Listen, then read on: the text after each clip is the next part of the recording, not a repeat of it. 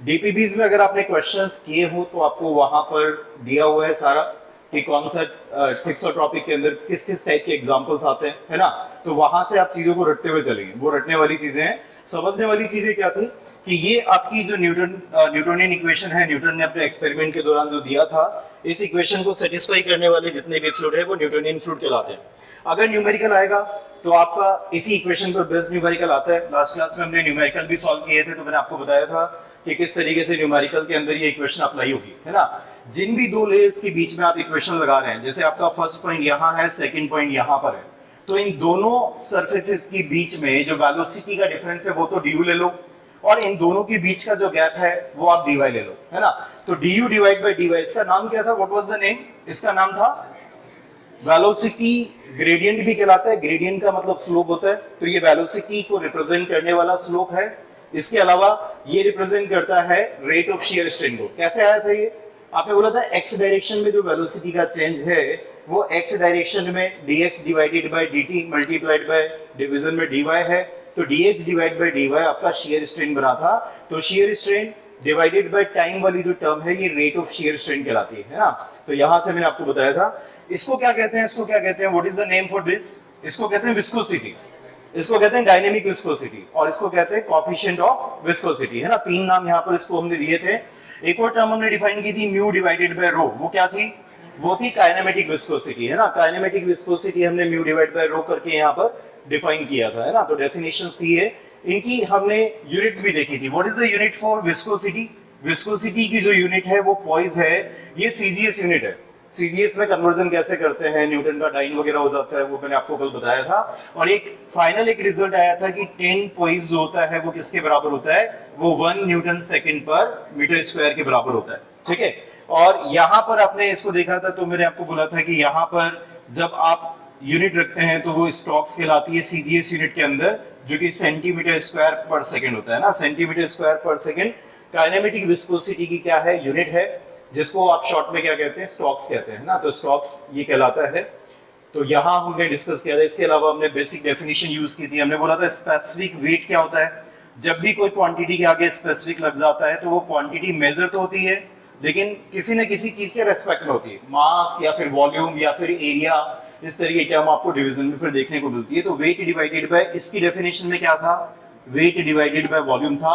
Weight divide by volume ये gamma कहलाता है। और वेट की जगह अगर आप मास लिखे तो mass into gravity divide by volume करोगे तो मास पर यूनिट वॉल्यूम क्या है, डेंसिटी है, मल्टीप्लाइड बाय ग्रेविटी हो गया, है ना। तो रो इनटू जी के बराबर हो गया। मैंने आपको बताया था कि आपको डेटा याद रखना है। कौन कौन से डेटा याद रखना है, आपको वाटर का सारा डेटा याद रखना है जब जब भी आपके सामने आए, ठीक है। और आपको डेटा याद रखना है किसका, मरकरी का, है ना। तो मरकरी यूज किया जाता है प्रेशर मेजरिंग डिवाइसेस के अंदर। आज हम यही टॉपिक स्टार्ट करने वाले हैं ना। तो जो हेडिंग आप डालोगे वो है कैविटेशन, हेडिंग डाल लो कैविटेशन, हेडिंग डालो कैविटेशन। तो जो नेक्स्ट टॉपिक स्टार्ट हो रहा है वो है कैविटेशन। कैविटेशन का मतलब क्या है, what is the meaning of cavitation, है ना।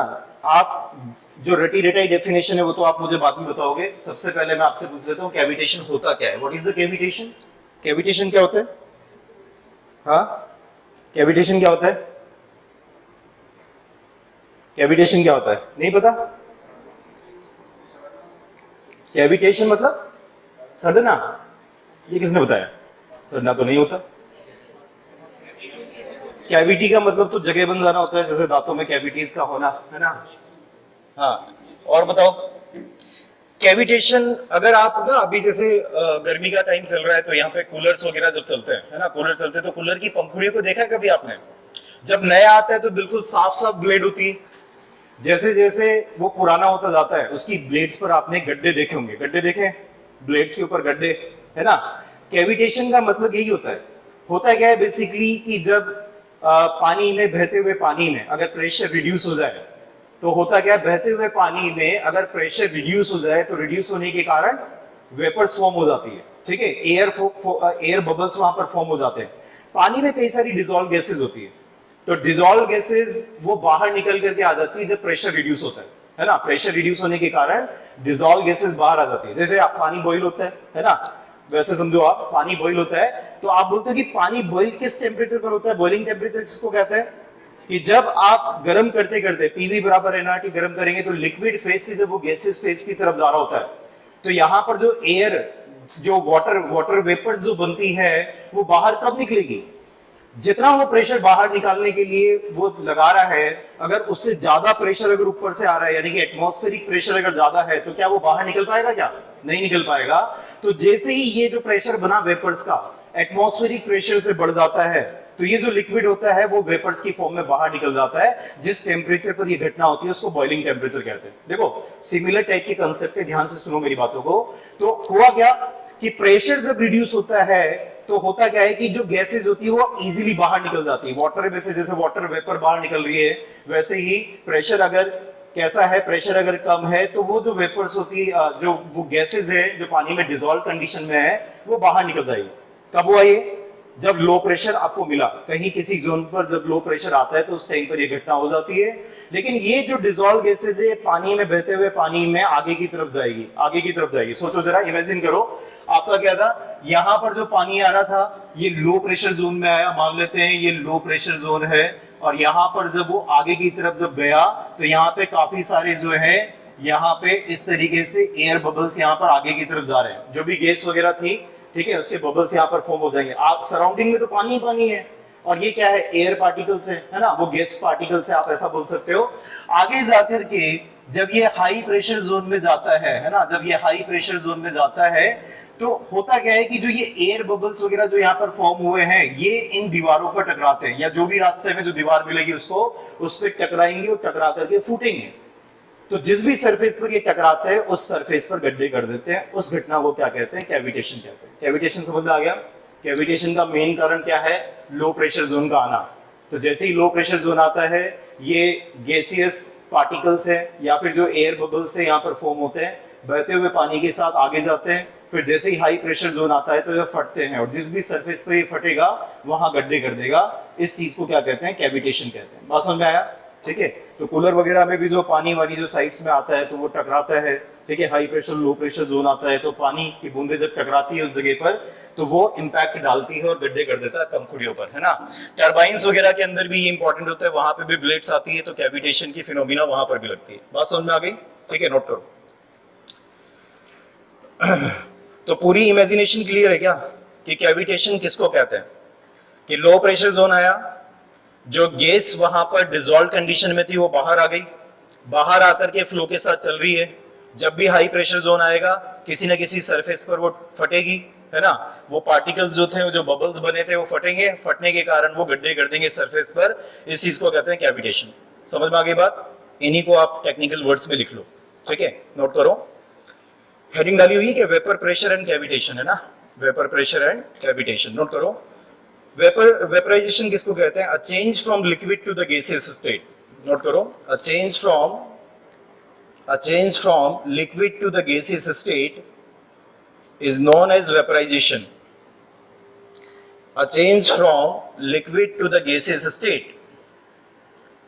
A change from liquid to the gaseous state is known as vaporization. A change from liquid to the gaseous state is known as vaporization. In the flowing liquid system,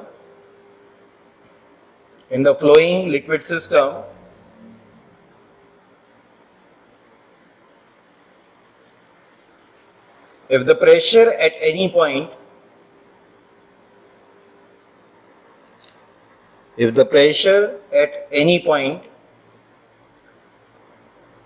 becomes equal to or less than the vapor pressure,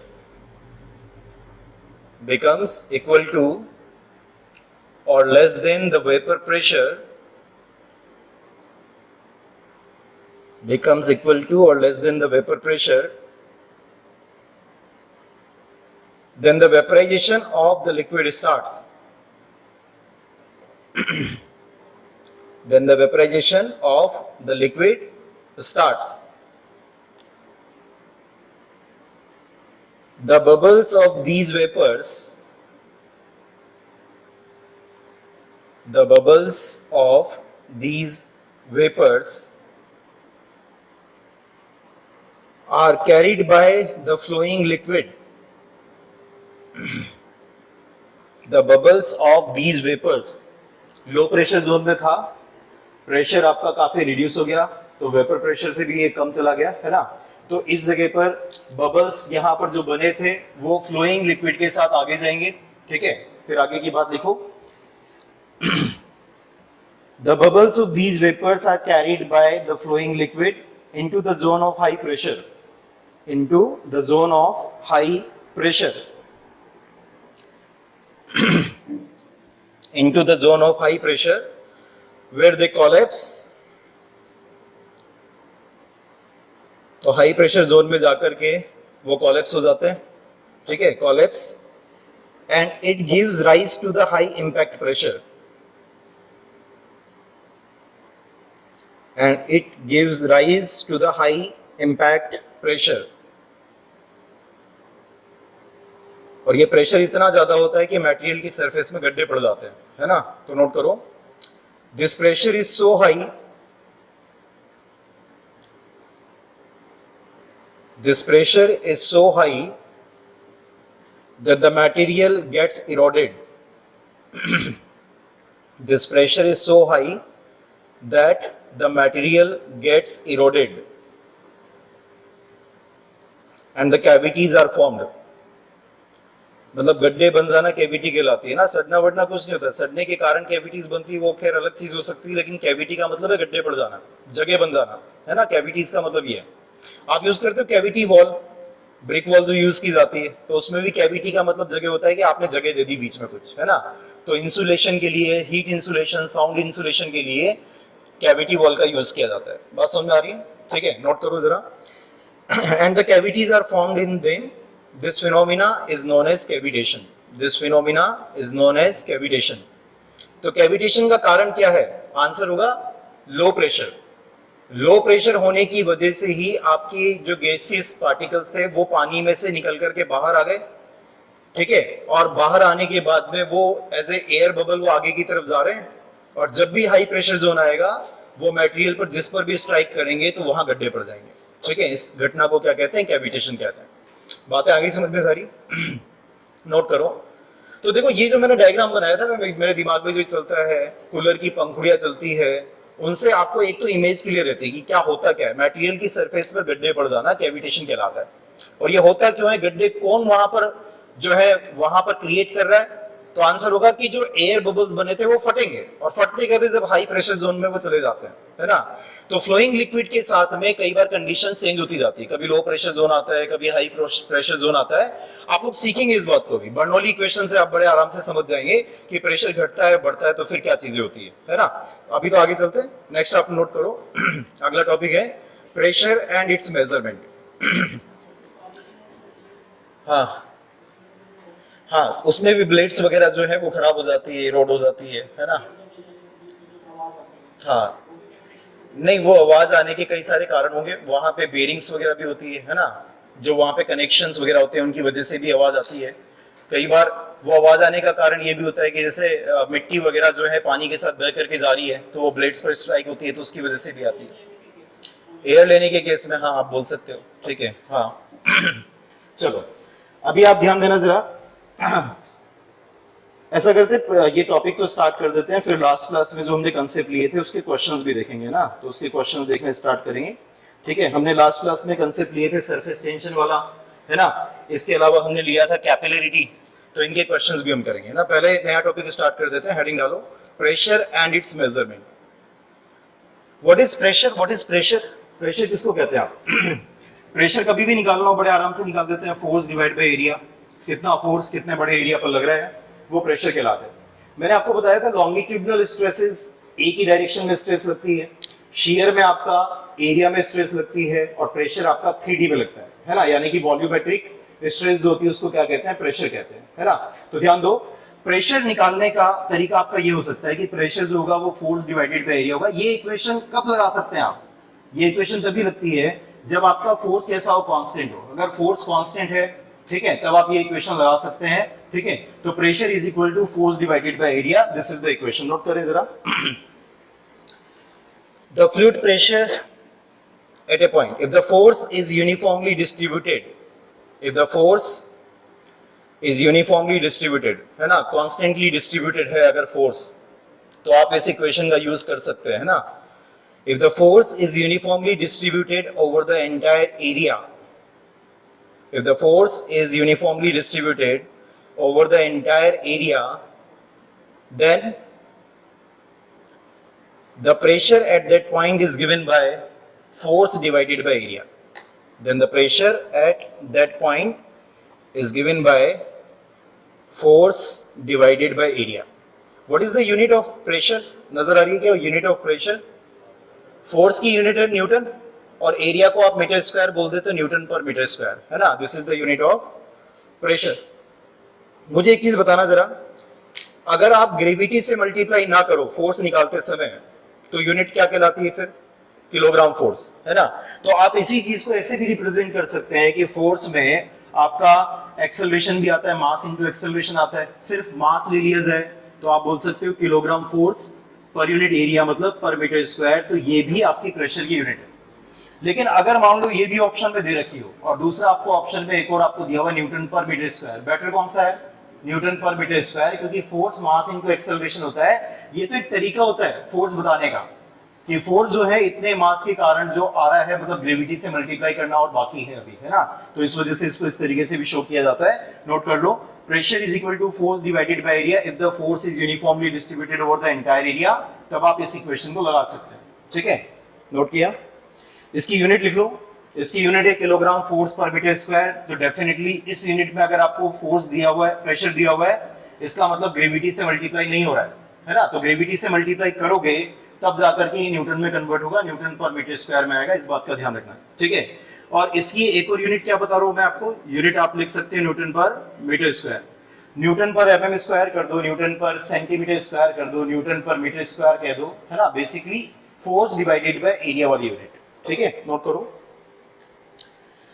and what is 1 kilogram force is equal to how much newton? कल बताया था मैंने आपको 1 kilogram force is equal to 1 multiplied by gravity, यानी कि 9.81 Newton के बराबर है ना। 1 kgf is equal to 9.81 newton. Note करो। अब अगला नियम देखना स्टार्ट करते हैं, वो है पास्कल्स लॉ। हेडिंग डालो, पास्कल्स लॉ। पास्कल का नियम क्या है? पास्कल लॉ क्या कहते हैं? पास्कल लॉ ये कहता है कि फ्लूइड में किसी भी पॉइंट पर अगर आप कहीं पर प्रेशर रीड करने जाते हो किसी डायरेक्शन में, तो वो हर डायरेक्शन में सेम होता है, ठीक है। किसी भी स्टैटिक फ्लूइड में यदि आप प्रेशर नोट करने जाओगे, जैसे आपने इस जगह पर प्रेशर नोट करने गए, तो चाहे इधर देखो, चाहे इधर देखो, इधर देखो, हर डायरेक्शन में प्रेशर का जो अमाउंट होता है वो कितना है? सेम है। That is equal to what? P। Note करो। The Pascal's law says that the Pascal's law says that the pressure or the intensity of the pressure, the pressure or the intensity of the pressure at a point, the pressure or the intensity of the pressure at a point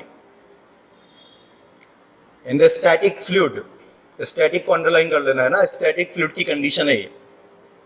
hydrostatic condition में Pascal's law ये कहता है कि pressure हर direction में same होता है। Hydrostatic, hydro मतलब water, static मतलब रुका हुआ, पानी रुकी हुई कंडीशन में है, तो किसी भी पॉइंट पर प्रेशर हर डायरेक्शन में सेम होगा, ठीक है। ये पास्कल्स लॉ कहलाता है। अब हेडिंग डालो आप, pressure variation in the fluid at rest. कोई फ्लूइड अगर रेस्ट पर है तो उसमें प्रेशर किस तरीके से वेरी करता है, उसका एक्सप्रेशन हम देख लेते हैं। The pressure variation in the fluid at rest, the pressure variation in the fluid at rest। तो ध्यान देना जरा, यहां पर आपने बेसिकली इस जगह पर, मान लो आपको इस जगह पर प्रेशर निकालना है, ठीक है। लेट्स से कि आपको इस जगह पर प्रेशर निकालना है, तो मैंने यहां पर कोई एरिया लिया, let's say this area is equal to A, ठीक है। इस जगह का जो एरिया है वो ए के बराबर है। ये छोटा सा मैंने यहाँ पर मास लिया है जो कि कितनी डेप्थ पर है?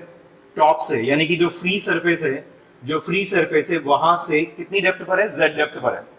ये वाली जो डिस्टेंस है, ये मैंने थोड़ी सी डिस्टेंस और ले ली, इसको dz कह दिया, है ना। मान लेते हैं dz है। सुनना जरा, इस जगह का प्रेशर, अगर प्रेशर दिखाओ आप, यहाँ पर मैंने कंट्रोल्ड मास लिया, एक छोटा सा मास लिया जिसका एरिया कैसा है? A है। वो किसी भी शेप का हो सकता है, सर्कुलर ले लो, ठीक है, ट्रायंगुलर ले लो, रेक्टेंगल ले लो, किसी भी शेप का एरिया आपने ए लिया, उतना ही एरिया नीचे भी है। ये शेप क्या कहलाती है? प्रिज्मोइडल कहलाती है। आपने प्रिज्मोइडल एक एलिमेंट यहाँ पर लिया ताकि हम प्रेशर को रीड कर पाए कि कितना प्रेशर होगा कितना नहीं होगा। प्रेशर हमेशा कैसे लगता है? क्या हमेशा एलिमेंट को दबाते हुए लगता है और नॉर्मल लगता है? ध्यान रखना, प्रेशर हमेशा टुवर्ड्स द पार्टिकल लगता है और नॉर्मल लगता है। नॉर्मल मतलब परपेंडिकुलर लगता है ना? तो यहाँ पर जो प्रेशर है वो प्रेशर P है। इस जगह का जो प्रेशर है वो कैसे लगेगा? डाउनवर्ड या अपवर्ड? नीचे वाले पार्टिकल इस एलिमेंट पर ऊपर फोर्स लगाएंगे, दबाते हुए लगाते हैं हमेशा, खींचते हुए नहीं लगाएगा। पूरी एफएम के अंदर जब जब भी आप प्रेशर की डायरेक्शन लिखोगे आप दबाते हुए, ठीक है, पार्टिकल्स की एलिमेंट के ऊपर जब आप लगाओगे, इधर के पार्टिकल इसको दबा रहे हैं, इधर के पार्टिकल इसको दबा रहे हैं, एलिमेंट को दबाते हुए डायरेक्शन बनाओगे। अगर ऊपर आपने प्रेशर P लिखा है तो नीचे प्रेशर P कैसे लिखते हैं? P plus del P by del Z multiplied by dz, है ना? यहाँ का ये प्रेशर लिखने का तरीका है। ये कैसे लिखते हैं, इसका मतलब क्या है, मैं आपको समझाता हूँ एक छोटे से एग्जांपल से, समझना जरा। अगर मैं आपको बोलूं कि कोई क्वांटिटी यहाँ पर, मान लेते हैं कि कोई आदमी गया, जैसे, है ना, क्वांटिटी तो छोड़ो, कोई आदमी गया और यहाँ पर उसके हाथ में 100 रुपीज थे, है ना, 100 रुपीज थे, ठीक है। कोई भिखारी गया, आदमी क्या, कोई भिखारी गया, उसके पास में जेब में 100 रुपीज यहाँ पे थे, ठीक है। और ये जो पूरी डिस्टेंस है, ये डिस्टेंस है, मान लेते हैं 5 किलोमीटर की टोटल डिस्टेंस है ना, 5 किलोमीटर की टोटल डिस्टेंस। रास्ते में बहुत सारे लोग उसको मिलते हैं, कुछ ना कुछ पैसा उसको देते रहते हैं, ठीक है। तो यहाँ पर आपको बता रखा है, उन्होंने बता रखा है कि जैसे ही वो 1 किलोमीटर, हर 1 किलोमीटर में उसको 50 रुपए मिल जाते हैं, मान लेते हैं हर 1 किलोमीटर आगे जाने पर उसको 50 रुपए मिल जाते हैं। तो क्या आप मुझे बता सकते हैं उस भिखारी के पास इस जगह पर कितने पैसे होंगे? अगर हर किलोमीटर जाने पर उसकी क्वांटिटी जो है 50 रुपए से ऐड अप हो जाती है, तो 50 मल्टीप्लाइड बाय 5, तो टोटल कितना आएगा? टोटल आएगा 250, और 100 पहले से था। तो बेसिकली कैलकुलेशन क्या की आपने? 100 प्लस कितना आपने किया? 50 मल्टीप्लाइड बाय 5। बिल्कुल वही इक्वेशन ये भी है।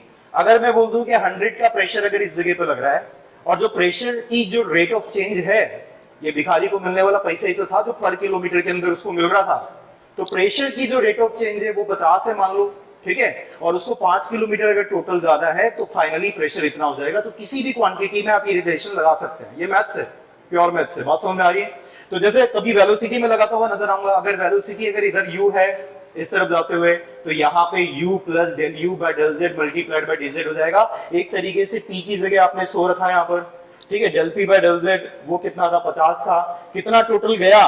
वो गया dz, ठीक है, कितना टोटल गया? वो गया dz। ये इक्वेशन एफएमएम में कई जगह यूज करने वालों, समझ में आ गई क्या इक्वेशन? ठीक है, बहुत बढ़िया। आगे चले, ये साइड में बना भी लेना आप, ताकि आपको एग्जांपल के थ्रू इसकी मैथ्स याद रहे हमेशा, है ना। अब मुझे बताओ, ये तो हो गई प्रेशर की बात। प्रेशर के अलावा वर्टिकल डायरेक्शन में लगने वाला फोर्स और कौन सा है? वेट है ना। तो वेट कितना होगा, कोई मुझे बताएगा इसका वेट कितना होगा? सीजी पर लगता है तो वेट लग जाएगा आपका इस तरफ, और ये जो वेट होगा ये कितना होगा? What is the weight? जब भी वेट लिखते हैं, गामा मल्टीप्लाइड बाय वॉल्यूम, ठीक है। गामा की जगह हम लिख सकते हैं कि जैसे रो मल्टीप्लाइड बाय जी, ये तो गामा हो गया, मल्टीप्लाइड बाय वॉल्यूम। वॉल्यूम बताओ, वॉल्यूम कितना है? वॉल्यूम हो जाएगा area multiplied by DZ, area multiplied by DZ. ये डाउनवर्ड फोर्स है, तो क्या नेट अपवर्ड फोर्स के बराबर होगा ये जो प्रेशर के कारण आया है? और नेट अपवर्ड फोर्स कितना होगा? वो हो जाएगा P plus del P by del Z multiplied by dz, ठीक है, माइनस यहाँ पर, या फिर एरिया से भी मल्टीप्लाई कर दो, minus P multiplied by area. Pressure multiplied by area is the force. ये ऊपर की तरफ फोर्स लगा इस सरफेस से, ठीक है, और इस सरफेस से जो नीचे की तरफ फोर्स लगा, जो नेट अपवर्ड फोर्स है प्रेशर के कारण वो इतना है, और वेट डाउनवर्ड फोर्स है, दोनों फोर्सेस बराबर होने चाहिए, तब जाकर के आपको इक्विलिब्रियम मेंटेन मिल पाएगा। बात समझ में आ रही है? PA से PA विल कैंसिल आउट, तो क्या इक्वेशन यहाँ पर नजर आ रही है? देखो ये टर्म बची सिर्फ, और यहाँ पर A वाली टर्म है, इसको काट दूं क्या मैं? ये A वाली टर्म भी कट गई, dz वाली टर्म भी कट गई, तो बेसिकली क्या नजर आ रहा है? Del P by del Z is equal to rho into G। बहुत ही इंपॉर्टेंट इक्वेशन काम में आने वाली है अभी, ठीक है, यहाँ तक तो लिखो आप, और ये लिख लेना, किसी भी क्वांटिटी से रिलेट करवा सकते हो आप।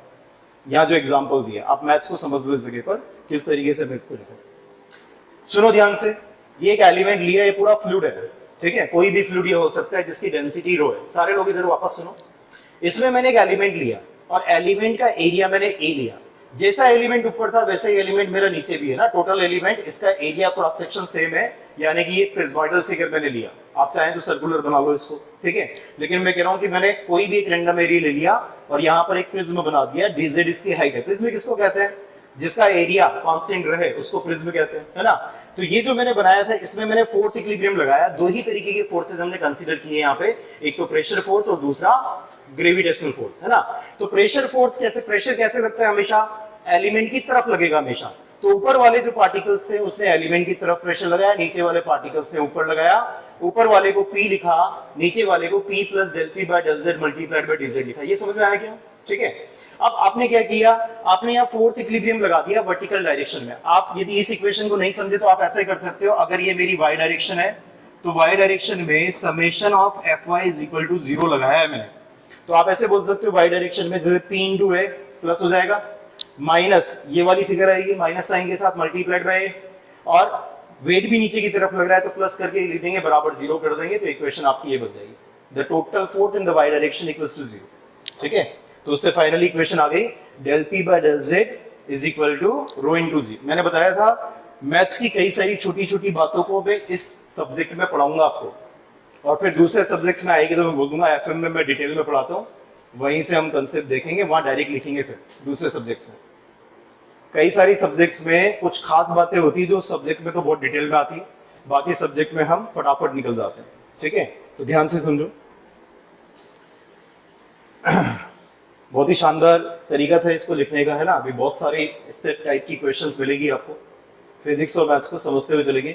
यहाँ वर्टिकल डायरेक्शन में इक्विलिब्रियम लगाया, फोर्स इक्विलिब्रियम। फोर्सेस कैलकुलेट करते समय हमने सिर्फ प्रेशर फोर्स लिया है, और सिर्फ हमने यहाँ पर कौन सा लिया है, यहाँ पर हमने ग्रेविटी फोर्स लिया है। मुझे बताओ विस्कोसिटी क्यों नहीं आई? विस्कोसिटी के कारण जो फोर्स है वो क्यों नहीं आया? क्योंकि ये हाइड्रोस्टैटिक है, हाइड्रोस्टैटिक रुका हुआ है। जब रिलेटिव मोशन होता है तब न्यूटोनियन इक्वेशन लगा करके आप निकाल सकते हैं, वैसे भी अगर लगाओगे भी आप तो du 0 है ना। चलो बात समझ में आ रहा है? बॉयंसी ये कोई ऑब्जेक्ट नहीं है, this is not the object, this is the fluid particle. ये फ्लूइड पार्टिकल है, ये कोई ऑब्जेक्ट नहीं कि इसके ऊपर आप बॉयंसी लगाओ। बात समझ में आ रहा है? बॉयंसी कब लगती है मैं बताऊंगा, अभी बॉयंसी आने वाला टॉपिक। ये कोई ऑब्जेक्ट नहीं है, this is not the object, this is just the fluid particle. उस फ्लूइड पार्टिकल को एज ए एलिमेंट मैंने यहाँ पर इक्वेशन निकालते समय यूज किया है कि प्रेशर वो कितना फील कर रहा है। ठीक है, बातें आ रही समझ में? हर एक चीज जो छोटा से छोटा डाउट आपके दिमाग में है ना, पूछो, है ना। हटा दो इन सब चीजों को पे। तो एक बहुत ही इंपॉर्टेंट इक्वेशन आ गई है ना। क्या इक्वेशन आई है, जरा रीड कर सकता है क्या कोई इसको? प्रेशर का वेरिएशन किसके साथ? डेप्थ के साथ। जेड डायरेक्शन में डेप्थ चल रही है, प्रेशर का वेरिएशन डेप्थ के साथ। और डेप्थ की डायरेक्शन मैंने क्या ली है, देखो जेड में मैंने 2 एरो नहीं लगाई, आपको दिख रहा होगा, मैंने एक ही एरो लगाई थी, सब लोगों ने एक ही एरो लगाई है। हर चीज का कारण होता है ना। तो हम जेड को ले रहे हैं डाउनवर्ड डायरेक्शन में, जेड किधर बढ़ रहा है? नीचे की तरफ जाने पर। तो क्या मिला, del P by del Z is equal to rho G, और पॉजिटिव मिल रहा है, इसका मतलब इंक्रीज होगा। जैसे जैसे नीचे जाते जाओगे प्रेशर इंक्रीज होता जाएगा। Del P by del Z आपका पॉजिटिव आ रहा है। ठीक है, तो इसमें भी ध्यान रखना, जेड मैंने डाउनवर्ड लिया है, डाउनवर्ड डायरेक्शन को मैंने पॉजिटिव लिया है। ठीक है, हम जेड को वेरी करवा रहे हैं डाउनवर्ड डायरेक्शन में। ठीक है, तो डायरेक्शन को मैंने जेड को नीचे की तरफ पॉजिटिव लिया है। हमारे हाथ में, हम चाहे तो जेड को ऊपर ले। अगर जेड को कोई ऊपर ले जाते हुए यदि लेता तो डीजेड को फिर आपको नेगेटिव लिखना पड़ता। यहाँ वॉल्यूम लिखते समय, सुन रहे मेरी बात को ध्यान से सुनो, वॉल्यूम कभी भी नेगेटिव नहीं होता, वॉल्यूम कभी भी नेगेटिव नहीं होता। Area of cross section multiplied by dz करते हो, और अगर कोई z ऊपर की तरफ जाते हुए चल रहा है तो dz, यहां से जब यहां आओगे तो z कैसे होगा? z घटेगा। z घटने का मतलब है dz नेगेटिव होगा, फिर आपको यहाँ पे माइनस पुट करना पड़ता। तो अगर कोई z को ऊपर की डायरेक्शन में लेके जाता तो फॉर्मूला उसका बनता del P by del z is equal to minus rho G. माइनस का इंडिकेट करता ऊपर जाने पर प्रेशर घटेगा, नीचे जाने पर प्रेशर बढ़ेगा। दोनों चीजें सेम है। चलो बहुत बढ़िया। छोटी छोटी जो मैथ्स वगैरह आ रही है ना, फिजिक्स जो आ रही है, उसको समझते हुए चलो। डायरेक्शंस का भी बहुत खेल होता है। ठीक है, चलो अब यहाँ पे सुनो मेरी बातों को ध्यान से। Del P by del Z is equal to rho into G आया, तो डेल पी कितना हो जाएगा? Del P is equal to rho into G multiplied by del Z. ठीक है, इंटीग्रेशन कर देंगे दोनों तरफ, और हम जा रहे हैं मान लो फर्स्ट पॉइंट से सेकंड पॉइंट तक। देखो ध्यान देना सारे लोग, मैं आपसे बोल देता हूँ कि मान लो मैं फर्स्ट पॉइंट पर हूँ यहाँ पर, और मैं किसी सेकंड पॉइंट पर जा रहा हूँ, और इनके बीच का जो गैप है वो h के बराबर है। मान लो यहाँ से यहाँ तक, सुनो ये z1 है और यहाँ से यहाँ तक ये z2 है। ठीक है, ध्यान दो, यहां से यहां तक इस पॉइंट की जो डिस्टेंस है तो z1 है, और टॉप से लेकर के यहां तक की जो डिस्टेंस है ये z2 है। h समझ गए होंगे, h क्या है, z2 माइनस z1 है।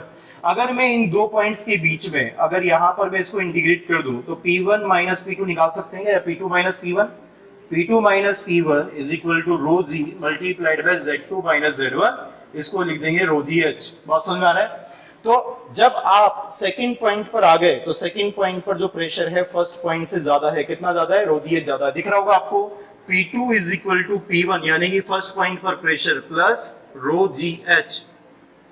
तो जब भी आप किसी हाइड्रोस्टेटिक कंडीशन में यदि किसी फ्लूइड में नीचे उतरोगे तो प्रेशर रो जी एच से बढ़ जाएगा। जितना नीचे उतरोगे उतना रो जी एच से बढ़ जाएगा, अगर आप ऊपर जाओगे तो रो जी एच से घट जाएगा। अगर आप यहां से यहां जाओगे तो रो जी एच से घटेगा, अगर फर्स्ट से सेकंड पॉइंट पर आओगे तो रो जी एच से बढ़ जाएगा। प्रूव कर दिया क्या मैंने?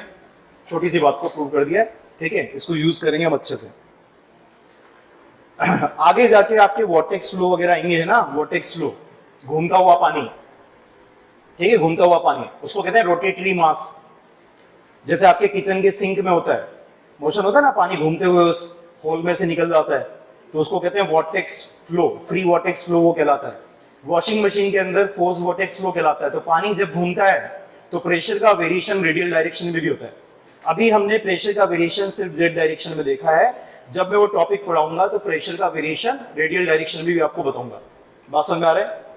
यहाँ प्रेशर का वेरिएशन रेडियल डायरेक्शन में नहीं है। हाइड्रोस्टेटिक कंडीशन में प्रेशर आपका वेरी नहीं करेगा अगर आप रेडियल डायरेक्शन में जाओगे तो, ठीक है। तो नोट कर लो, अंडर द हाइड्रोस्टेटिक कंडीशन, ठीक है, अंडर द हाइड्रोस्टेटिक कंडीशन मतलब रुकी हुई कंडीशन में अगर फ्लूइड है, ठीक है, तो इस केस में आप क्या बोलोगे, इस केस में प्रेशर का जो वेरिएशन है किसके साथ, रेडियल डिस्टेंस के साथ, वो जीरो है, वेरी नहीं करेगा रेडियल डिस्टेंस में।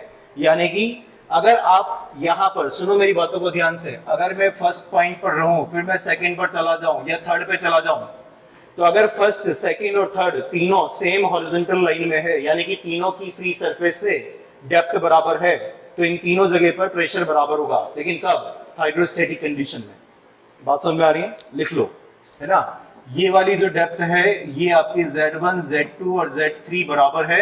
यहां पर आपकी कंडीशन आएगी P1, P2 और P3 तीनों बराबर होंगे, ठीक है, प्रेशर बराबर होगा। सेम हॉरिजॉन्टल लाइन में प्रेशर आपका सेम रहता है, समझे क्या? छोटी सी लाइन मेरी, ये बहुत इंपॉर्टेंट लाइन है, पूरा का पूरा मैनोमीटर खत्म हो जाएगा इस लाइन से। सेम हॉरिजॉन्टल लाइन में सेम प्रेशर रहता है अगर फ्लूइड सेम है तो, ऐसा नहीं फ्लूइड चेंज कर दो आप। अगर फ्लूइड सेम है तो सेम हॉरिजॉन्टल लाइन में सेम प्रेशर होता है, ठीक है, हाइड्रोस्टेटिक कंडीशन में। ध्यान देना, हाइड्रोस्टेटिक कंडीशन में। बात आ गई क्या समझ में?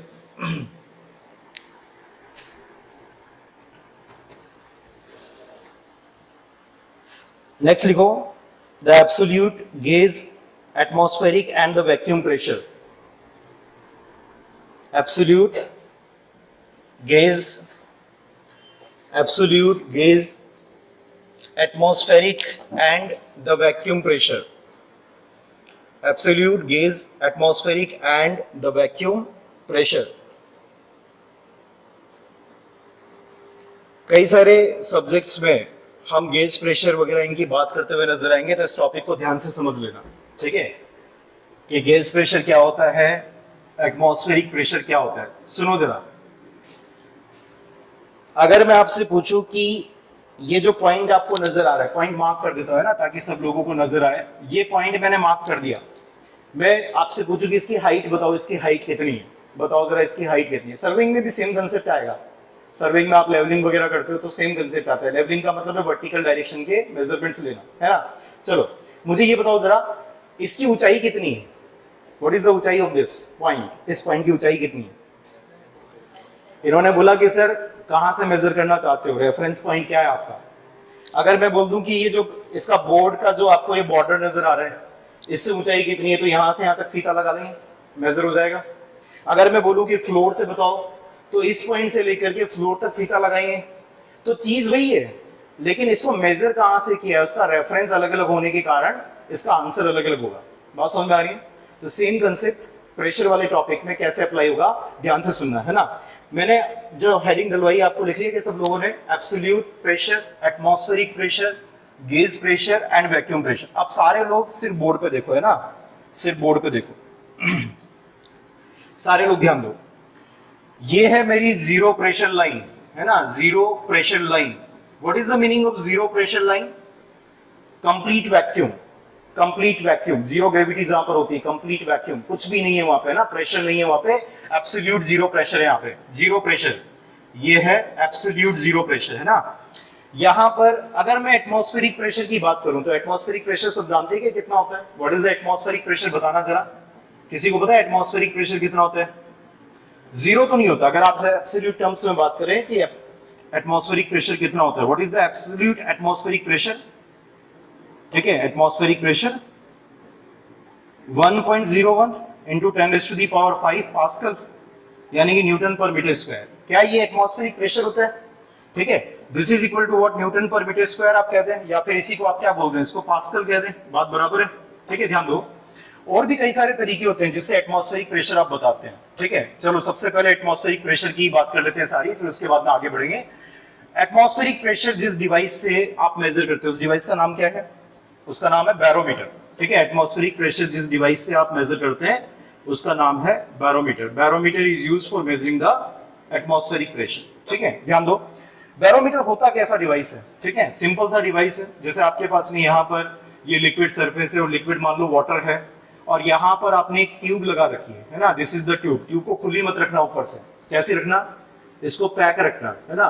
बैरोमीटर एक ऐसा सिंपल सा डिवाइस होगा जिसमें तरीका होगा, यानी कि जहां पर कुछ अरेंजमेंट इस तरीके से होगा कि यहां हम कंप्लीट वैक्यूम क्रिएट कर सकते हैं, ऐसा डिवाइस होगा। नॉर्मली अगर आप ट्यूब ले जाकर के रखोगे ना, कुछ नहीं होगा, बात समझ में आ रहा है।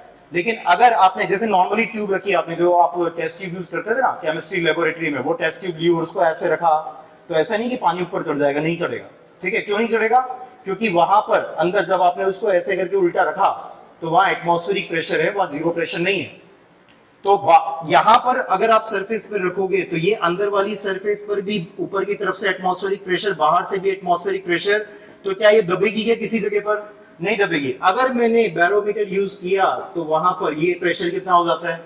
जीरो, अंदर कोई है ही नहीं, है ना। एब्सोल्यूट प्रेशर अंदर का कितना? जीरो। बाहर का प्रेशर जब ज्यादा होगा तो क्या पानी या जो भी लिक्विड यहाँ पर होगा वो ऊपर की तरफ चढ़ेगा क्या?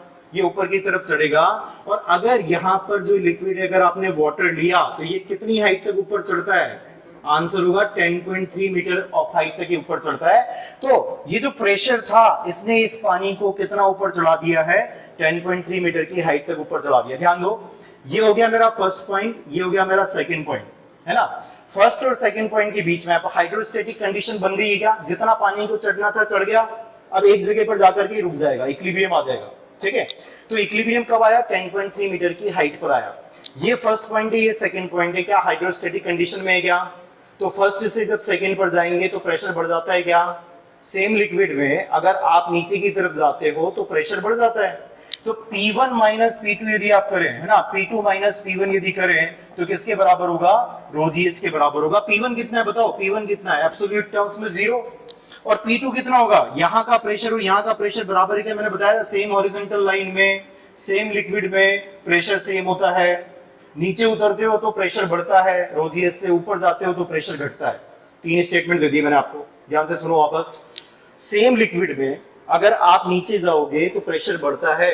कितना नीचे गए उस साइड को आपने h बोला तो प्रेशर ρgh से बढ़ जाएगा। अगर आप नीचे से ऊपर की तरफ जाओगे तो प्रेशर ρgh से घट जाएगा। अगर आप ऐसे जाओगे यानी कि सेम हॉरिजॉन्टल लाइन में जाओगे तो प्रेशर सेम रहता है, ρgh के बराबर प्रेशर है, सेम रहता है ना। चलो ध्यान देना। तो सेकंड पॉइंट पर आ गए फर्स्ट पॉइंट से। फर्स्ट पॉइंट पर यहाँ का प्रेशर कितना है? क्योंकि अंदर वैक्यूम था, कंप्लीट वैक्यूम था, तो वहां प्रेशर कितना है? वहां प्रेशर जीरो है। P1 बराबर जीरो चल रहा है, तो P2 माइनस P1, और P2 कितना होगा?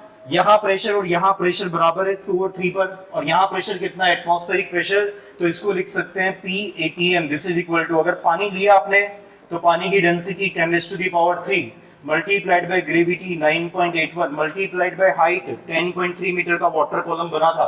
तो उससे पता चला कि जो एटमॉस्फेरिक प्रेशर होता है वो इतना होता है। चेक करना जरा, मल्टीप्लाई करना एक बार, कितना आ रहा है? 10102।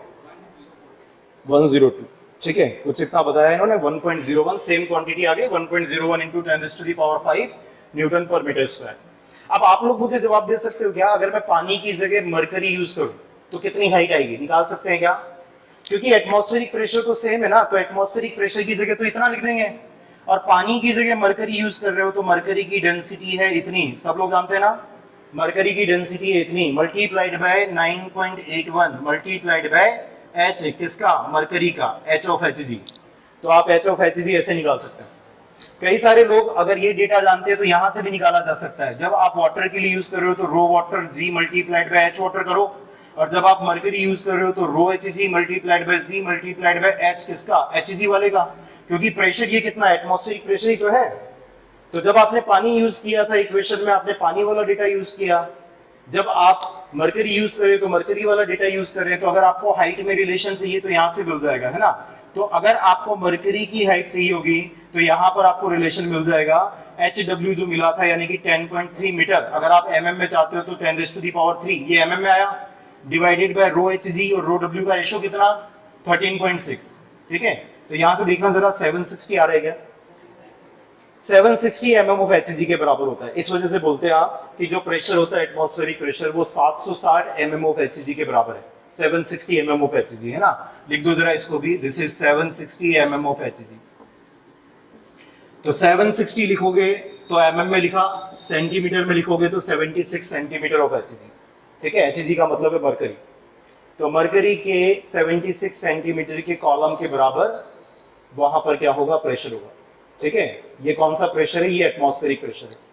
तो एटमॉस्फेरिक प्रेशर को लिखने के कई सारे तरीके होते हैं, अगर आप पास्कल में या न्यूटन पर मीटर स्क्वायर में बोलोगे तो इतना, वाटर कॉलम में बोलोगे तो 10.3 मीटर ऑफ वाटर कॉलम, अगर मरकरी के रेस्पेक्ट में बोलोगे तो 760 mm ऑफ एचजी।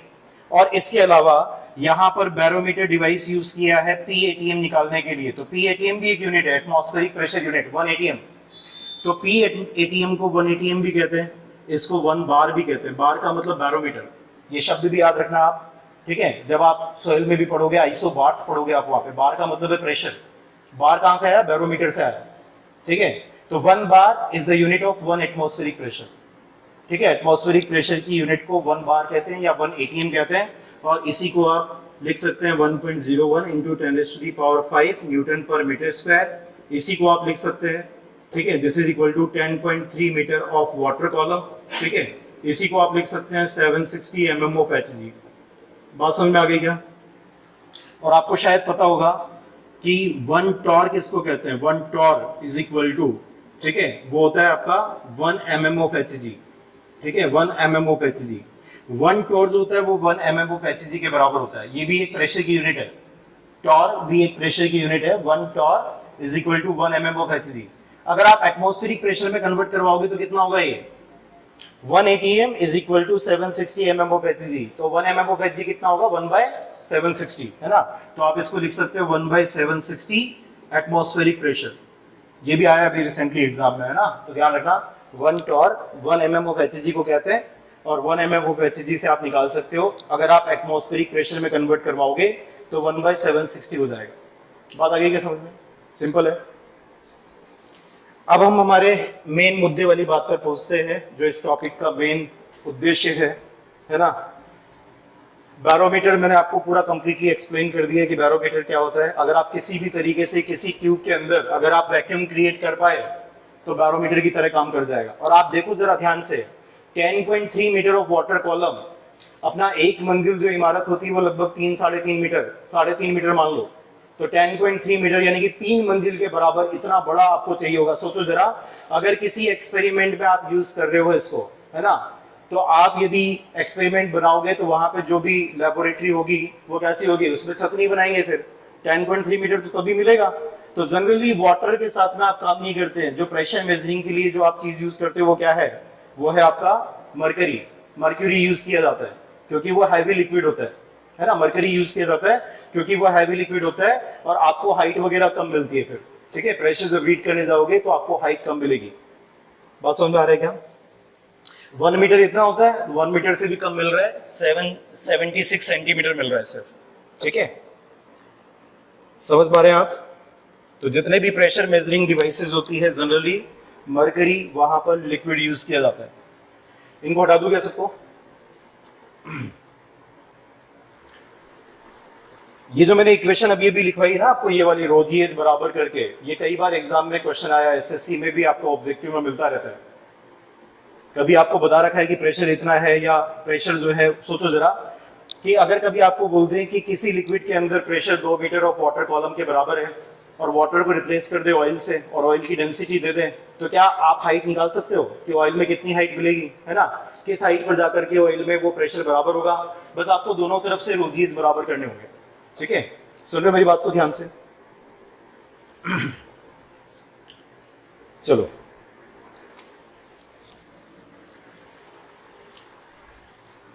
हटा दो क्या? आराम आराम से लिखो।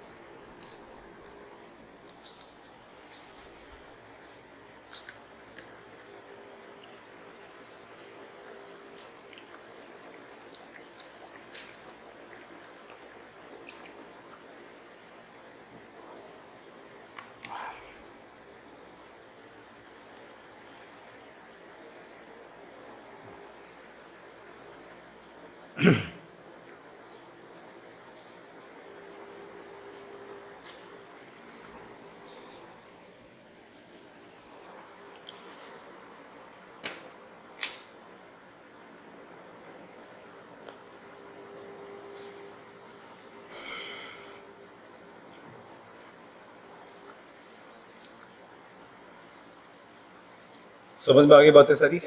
लिख लिया?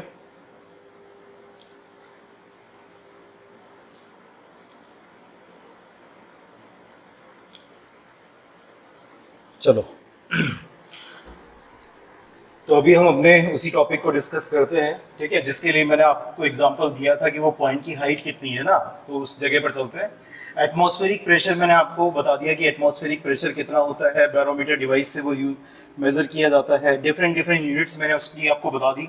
ठीक है, अब आगे चलते हैं, नेक्स्ट काम करते हैं कि अगर आपको यहाँ पर ये वाली जो लाइन दी गई है, ये जीरो प्रेशर लाइन है, ये बेसिकली रेफरेंस लाइन है। जैसे मैंने वो पॉइंट मार्क किया था ना कि मैं कहाँ से मेजर कर रहा हूँ, तो ये मेरी रेफरेंस लाइन हो गई, ये मेरा एब्सोल्यूट जीरो है। ठीक है, एटमॉस्फेरिक प्रेशर कहाँ होगा? यहाँ पर कहीं पर होगा। एटमॉस्फेरिक प्रेशर अभी अभी आपने निकाला था ना कि वो जीरो से कितना ज्यादा है। एटमॉस्फेरिक प्रेशर आपने निकाला, वो था 1.01 into 10⁵ newton per metre square, ये निकाला था। तो जीरो से मतलब ये जो मैग्नीट्यूड है, बेसिकली आप ग्राफ बना रहे हो एक, तो ग्राफ में वाई स्केल पर इतना बड़ा जो डिस्टेंस है, ये किसको रिप्रेजेंट करता है? इतने मैग्नीट्यूड को रिप्रेजेंट करता है। बात समझ आ रहा है? कभी आपको यदि प्रेशर यहां दिया जाए, मान लो आपने कहीं पर प्रेशर मेजर किया, और ये प्रेशर कितना आ रहा है बताओ? एटमॉस्फेरिक प्रेशर से ज्यादा है क्या? जब आप मेजर करोगे तो इतना बड़ा प्रेशर ये है, और इतना क्या था? एटमॉस्फेरिक प्रेशर है। ठीक है, तो ध्यान देना, ये वाला जो प्रेशर है इसको तो आप कहेंगे कि दिस इज द PATM, और ये वाला जो प्रेशर होगा यहां से जब जीरो लाइन से आप मेजर करोगे, तो ये पॉइंट ए का कौन सा प्रेशर कहलाएगा? एब्सोल्यूट प्रेशर कहलाएगा। तो पॉइंट ए का एब्सोल्यूट प्रेशर कहां से मेजर होगा? वही जीरो लाइन से। ठीक है, अगर आप इसको पॉइंट ए के प्रेशर को जीरो लाइन से मेजर ना करके यहां से मेजर करो, यानी कि एटमॉस्फेरिक प्रेशर से कितना ज्यादा है? तो एटमॉस्फेरिक प्रेशर से इतना ज्यादा है। पॉइंट ए का जो प्रेशर है, टोटल प्रेशर, वो एटमॉस्फेरिक प्रेशर से सिर्फ इतना ज्यादा है। तो कितना ज्यादा है, इसी को क्या कहते हैं? पॉइंट ए का गेज प्रेशर कहते हैं, है ना? नोट कर लो, फिगर बना लो साफ सुथरा। तो पॉइंट ए का गेज प्रेशर जो होगा वो आप इस तरीके से देख सकते हैं। आपने ग्राफ बनाया, बस और कुछ नहीं किया, जिसमें हॉरिजॉन्टल में हम कुछ नहीं ले रहे, सिर्फ वर्टिकल में हमने यहाँ पर लिया। ठीक है, तो अलग अलग स्केल लिए हैं, बस और कुछ नहीं है। एटमॉस्फेरिक प्रेशर को, अगर ये डिस्टेंस एटमॉस्फेरिक प्रेशर को रिप्रेजेंट करती है, कभी आपने प्रेशर मेजर किया किसी पॉइंट पर, कहीं पर भी, है ना, तो वो जो प्रेशर है अगर वो इस पॉइंट से जो है रिप्रेजेंट किया जा रहा है, तो बेसिकली अगर यहां से प्रेशर को जीरो लाइन से मेजर करते हो तो वो एब्सोल्यूट प्रेशर कहलाता है, और एटमॉस्फेरिक प्रेशर लाइन से अगर आप मेजर करते हो तो वो गेज प्रेशर कहलाता है। तो यहां से प्रेशर को मेजर करने का मतलब ये है कि एटमॉस्फेयर से कितना ज्यादा है। ठीक है, क्या ये वैल्यू पॉजिटिव आएगी क्या, मुझे बताना। और इसका गेज का फॉर्मूला क्या बनता हुआ नजर आ रहा है? ठीक है, मुझे बताओ जरा। द गेज प्रेशर, ठीक है, the gauge pressure is equal to what? Absolute pressure minus the atmospheric pressure. Formula लिख लो। एटमॉस्फेरिक प्रेशर माइनस करना है आपको एब्सोल्यूट प्रेशर में से, है ना। Absolute pressure minus atmospheric pressure, ये आपको गेज प्रेशर दे देगा। क्या पॉजिटिव आएगा क्या? ये हमेशा पॉजिटिव आएगा। इसको पॉजिटिव गेज भी बोल सकते हो आप, ठीक है, इसको पॉजिटिव गेज भी बोल सकते हो। वैसे पॉजिटिव के आगे जनरली पॉजिटिव लगाने की जरूरत नहीं होती आपको, है ना। रुको ना, रुको, बता रहा हूँ ना, रुको। गेज प्रेशर समझ में आ गया? आराम आराम से चलो, ठीक है। जो हमारे दिमाग में है उनको तो हटाओ भी थोड़ी देर के लिए, टॉपिक कंप्लीट हो जाए, उसके बाद कोई डाउट बचेगा नहीं, ठीक है। ध्यान से सुनो। सिर्फ मैंने अभी तक एटमॉस्फेरिक प्रेशर की बात की है, और मैंने एक ऐसे पॉइंट की बात की जहां पर प्रेशर ज्यादा आता है एटमॉस्फेयर से, तो मैंने प्रेशर को यहाँ पर स्केल से रिप्रेजेंट कर दिया, ठीक है। इस वाले प्रेशर को हमने ये बोला। अगर मान लो कभी आप प्रेशर मेजर करो किसी पॉइंट पर, है ना, ये इस ग्राफ के अंदर बी पॉइंट से रिप्रेजेंट कर रहा हूं, यहाँ पर एब्सोल्यूट प्रेशर बी का कितना है? आंसर होगा यहाँ पर, है ना। तो पी ए बी एस किसका? बी पॉइंट का। तो बी पॉइंट का जो एब्सोल्यूट प्रेशर है वो इस जगह से रिप्रेजेंट होगा। एब्सोल्यूट जब जब भी मेजर करोगे जीरो लाइन से, ठीक है। तो ये एब्सोल्यूट प्रेशर है बी का। अगर आपसे पूछा जाए एटमॉस्फेयर से कितना कम है ये, ठीक है, तो कितना कम है? इतना कम है। नजर आ रहा है कि इतना कम है, तो कितना कम है अगर ये बताना हो तो आप किसमें से किसको घटाओगे? एटमॉस्फेयर में से अगर इसको घटा दे तो ये आ जाएगा क्या? ठीक है, तो नोट करेंगे यहाँ पे बेसिकली ये पी बी जो बनेगा ये कहलाता है वैक्यूम प्रेशर, है ना, ये कहलाता है वैक्यूम प्रेशर, ठीक है। तो अगर आपको पॉइंट का वैक्यूम प्रेशर बताना हो तो वैक्यूम प्रेशर का फॉर्मूला क्या है? एटमॉस्फेयर में से अगर आप एब्सोल्यूट प्रेशर को माइनस कर दोगे तो जो क्वांटिटी बनती है उसको क्या कहते हैं? उसको कहते हैं वैक्यूम प्रेशर। और वैक्यूम का दूसरा नाम सक्शन, है ना, सक्शन प्रेशर भी कहते हैं इसको। तो वैक्यूम प्रेशर और सक्शन प्रेशर ये कहलाता है, ठीक है। तो नोट कर लो, पीबी जो वैक्यूम प्रेशर है, या फिर आप बोल सकते हो पीबी जो सक्शन प्रेशर है, this is equal to how much? This is equal to atmospheric pressure minus PB absolute. Atmosphere में से अगर आप एब्सोल्यूट प्रेशर को माइनस कर दोगे तो जो प्रेशर यहां पर आपको मिलेगा ये आपका वैक्यूम प्रेशर या सक्शन प्रेशर कहलाता है। बात समझ में आ रही है? छोटी छोटी बातें, बिल्कुल साफ सुथरी बातें मैं यहाँ पे लिख रहा हूँ। मैं आपसे बहुत सारे रैंडम क्वेश्चंस करूंगा अभी। अगर आप मेरी बातों को समझ गए तो सबके सब सही जवाब देंगे बड़े आराम से, कोई दिक्कत नहीं आएगी, ठीक है। तो ध्यान से समझो, अगर मैं यहाँ पर ऊपर वाला ही फॉर्मूला लगा देता तो क्या ये नेगेटिव बनता? क्या अगर मैं ऊपर वाला ही फॉर्मूला लगा देता तो क्या मैं इसको नेगेटिव गेज प्रेशर भी कह सकता हूँ? अगर आप गेज प्रेशर वाला फॉर्मूला लगाते हैं यानी कि एब्सोल्यूट में से एटीएम को घटाते हैं तो आपको जो क्वांटिटी मिलती है वो नेगेटिव मिलती है। तो अगर आप ये फॉर्मूला लगा करके इस वाली कंडीशन में प्रेशर निकालोगे तो ये नेगेटिव गेज प्रेशर कहलाएगा। इसी को क्या कहते हैं? इसी का दूसरा नाम लिख लो, इसी को कहते हैं नेगेटिव गेज प्रेशर, ठीक है। इसी को नेगेटिव गेज प्रेशर कहते हैं। सिमिलरली आप ऊपर वाले को अगर इस फॉर्मूले से निकालते हैं तो ऊपर वाले को नेगेटिव वैक्यूम प्रेशर कह सकते हैं क्या? अगर गेज प्रेशर है, क्योंकि ये तो टर्म आती है एग्जाम के अंदर, लेकिन यहाँ जो लॉजिक लग रहा है उसको समझो। अगर हम गेज प्रेशर की डेफिनेशन डालें यानी कि एब्सोल्यूट में से एटीएम को घटाएं तो नेगेटिव क्वांटिटी मिलेगी, तो इस वाले प्रेशर को नेगेटिव गेज प्रेशर भी कहते हैं। तो सिमिलर तरीके से क्या हम ऊपर वाले प्रेशर को नेगेटिव सक्शन प्रेशर कह सकते हैं या नेगेटिव वैक्यूम प्रेशर कह सकते हैं? बिल्कुल कह सकते हैं, ठीक है। तो नोट कर लो, ये आपका नेगेटिव वैक्यूम प्रेशर कहलाता है, ठीक है, या सक्शन प्रेशर कहलाता है ऊपर वाला। अब मैं आपको कुछ एग्जांपल्स दूंगा, फटाफट से आप लोग मुझे बताना कि वहां जो कंडीशन बनेगी वो गेज देगी आपको या वैक्यूम देगी, है ना। मैं बोल देता हूं किसी जगह का एटमॉस्फेरिक प्रेशर जो है, सुनो मेरी बातों को ध्यान से, किसी जगह का एटमॉस्फेरिक प्रेशर जो है वो 1.05 इंटू 10⁵, ठीक है, न्यूटन पर मीटर स्क्वायर है। मान लो किसी जगह का मैंने प्रेशर दिया वो इतना है। किसी पॉइंट पर जब मैंने प्रेशर रीड किया, किसी पॉइंट पर जब मैंने एब्सोल्यूट प्रेशर रीड किया और वो एब्सोल्यूट प्रेशर अगर मेरा आ रहा है 1.45 into 10⁵ newton per metre square, तो मुझे बताओ जरा कि ये प्रेशर आपको गेज प्रेशर देगा या वैक्यूम प्रेशर देगा? ये मुझे गेज प्रेशर देगा क्योंकि एटमॉस्फेरिक प्रेशर से ज्यादा प्रेशर है, एब्सोल्यूट प्रेशर ज्यादा है। गेज बताना हो तो बता सकते हैं क्या? कितना गेज प्रेशर देगा बताना जरा। आंसर होगा 0.4 into 10⁵ newton per metre square gauge pressure. अगर इसी क्वेश्चन में मैं आपसे पूछूं कि आप मुझे बताओ कि वैक्यूम प्रेशर कितना है, इस डेटा का वैक्यूम प्रेशर कितना है, क्या आंसर दोगे? माइनस लग जाएगा, है ना। वैक्यूम प्रेशर अगर आप निकालते हो तो एब्सोल्यूट में से किसको घटाओगे? एटमॉस्फेयर में से एब्सोल्यूट को घटाएंगे तो -0.4 इंटू 10⁵ आ जाएगा। बात समझ में आ गई? अगर आपको कभी बोल रखा हो, ठीक है, जैसे सुनो मेरी बातों को ध्यान से, कि किसी पॉइंट का जो सक्शन प्रेशर है वो इतना है, तो क्या आप मुझे उस पॉइंट पर एब्सोल्यूट प्रेशर बता सकते हो कि एब्सोल्यूट प्रेशर कितना होगा? अगर सक्शन प्रेशर का मैग्नीट्यूड इतना बता रखा है तो इसका मतलब वो इससे नीचे जाएगा, है ना? तो ये तो और भी आपका नेगेटिव में चला गया, जो कि प्रैक्टिकली इम्पॉसिबल है, मिलता भी नहीं है ना? तो वैसे मैं इसका डेटा चेंज कर देता हूँ बस थोड़ा सा। लेट से कि अगर प्रेशर मान लो किसी का सक्शन प्रेशर इतना बता रखा है, तो क्या आप मुझे पॉइंट बता सकते हो? पॉइंट कहाँ माप होगा? सक्शन बता रखा है, पॉजिटिव बता रखा है, इसका मतलब वो पॉइंट आपका इस जोन में आएगा, इस जोन में आएगा। एब्सोल्यूट प्रेशर छोटा बनेगा, और कितना छोटा बढ़ेगा? एटमॉस्फेयर में से इस सक्शन प्रेशर को माइनस कर दोगे तो आपको एब्सोल्यूट प्रेशर मिल जाएगा। बात समझ में आ रही? तो 0.55 into 10⁵ newton per metre square बन जाएगा। ठीक है, चलो इस तरीके की बातें हम बहुत सारी करने वाले हैं जब आप आगे इस सब्जेक्ट में बढ़ेंगे। ठीक है, नोट करो। यहां से तो आपको मैंने दो फॉर्मूले दिए हैं, गैस प्रेशर का फॉर्मूला और वैक्यूम प्रेशर का फॉर्मूला। ठीक है, और समझ दिए मैंने आपको कि गैस प्रेशर जो होता है वो सेम अमाउंट में नेगेटिव सक्शन प्रेशर के बराबर होगा। ठीक है, तो एक इक्वेशन और बना लो आप कि किसी भी पॉइंट पर अगर आप गैस प्रेशर और वैक्यूम प्रेशर को ऐड करें तो रिजल्ट जीरो आएगा क्या? किसी भी पॉइंट का गैस प्रेशर और वैक्यूम प्रेशर ऐड कर दें तो रिजल्ट जीरो आएगा। बात समझ में आ रही है? ठीक है, देख सकते हो आप दोनों के फॉर्मूले बिल्कुल अपोजिट थे, अगर दोनों को ऐड कर दोगे, फॉर्मूले में ही ऐड कर दो, ठीक है, रिजल्ट जीरो मिल जाएगा।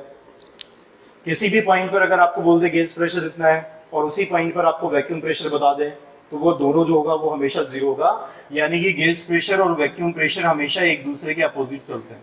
ठीक है, equal in magnitude, opposite in sign. अगर किसी पॉइंट पर गैस प्रेशर पूछे, ठीक है, और आपके पास वैक्यूम प्रेशर निकल जाए या दे रखा हो, तो बस माइनस साइन से मल्टीप्लाई कर देंगे, गैस प्रेशर आ जाएगा। अगर आपको वैक्यूम प्रेशर दे रखा हो, गैस प्रेशर निकालना हो, माइनस साइन से मल्टीप्लाई कर दो, रिजल्ट मिल जाएगा। जैसे सर्वेइंग में एरर और जो आपका करेक्शन होता है वो एक दूसरे के अपोजिट चलते हैं, वैसे ही आपका ये भी अपोजिट चल रहा है। ठीक है, चलो नोट करो। लिखना चाहेंगे कि इनको आप? ठीक है, लिख लो जरा। The absolute pressure is defined as the pressure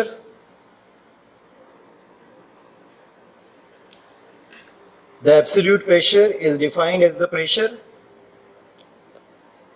which is measured with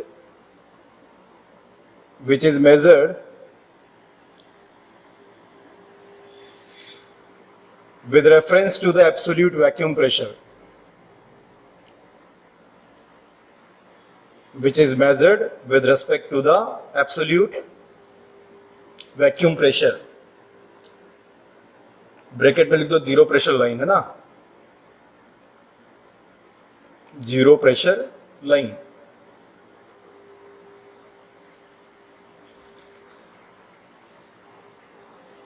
gas pressure is defined as, अगले लाइन में लिखो, the gas pressure is defined as, the gas pressure is defined as the pressure which is measured, the gauge pressure is defined as the pressure which is measured with the help of the pressure measuring instrument, with the help of the pressure measuring instrument।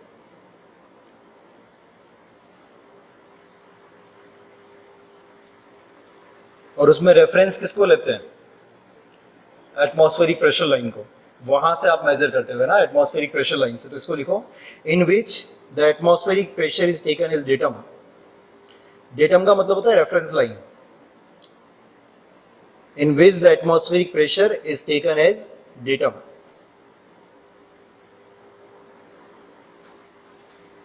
तो अगर आप इसको datum use करोगे तो basically आपका zero line कौन सा बन गया? ये वाला। ठीक है, तो जब आप गेज की डेफिनेशन देखते हो, आपकी ये रेफरेंस लाइन कहलाती है। तो atmospheric pressure gauge point of view से देखे तो कितना है? जीरो है।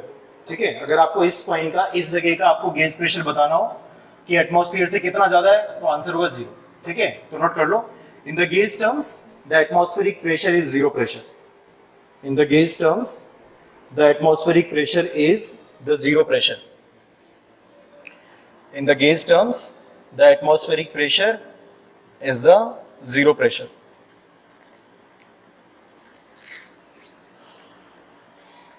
और वैक्यूम प्रेशर कैसे डिफाइंड हुआ है?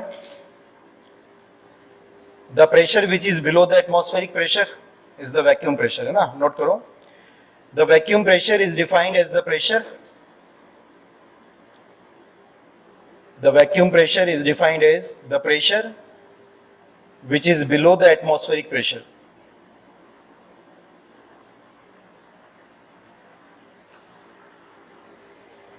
The vacuum pressure is defined as the pressure below the atmospheric pressure.